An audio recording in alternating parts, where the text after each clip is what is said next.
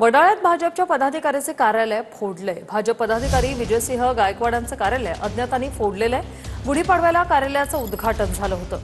कार्यालय का फोडलं याचं कारण मात्र अद्याप अस्पष्ट आहे। पोलिसांकडून चौकशी सुरू आहे। कृष्णा सोनारवाडकर आमचे प्रतिनिधी आपल्या सोबत जोडले गेलेले आहेत। कृष्णा, हा काय नेमका प्रकार, काय सांगाल?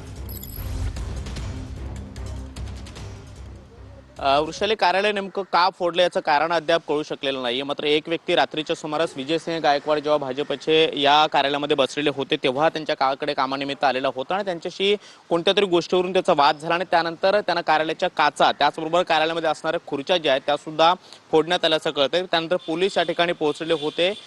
भाजपचे विजयसिंह गायकवाड हे जे पदाधिकारी आहेत त्यांनी गुढीपाडव्यालाच या कार्यालयाचं उद्घाटन केलेलं होतं आणि तेव्हापासून या कार्यालयातून त्यांचं कामकाज सुरू होतं। मात्र अचानक आपण पाहतो की रात्रीच्या सुमारास ही घटना घडलेली आहे। कार्यालयाच्या बाहेर या सगळ्या काचांचा खच पडल्याचं पाहायला मिळतं। त्याचबरोबर खुर्च्यांची जी काही तोडफोड केलेली आहे ती सुद्धा दृश्य पाहायला मिळत आहेत। सध्या हे कार्यालय बंद ठेवण्यात आलेलं आहे आणि पोलिसांनी आरेके मार्ग पोलीस ठाण्यामध्ये अज्ञात व्यक्तीच्या विरोधामध्ये गुन्हा दाखल केलेला आहे।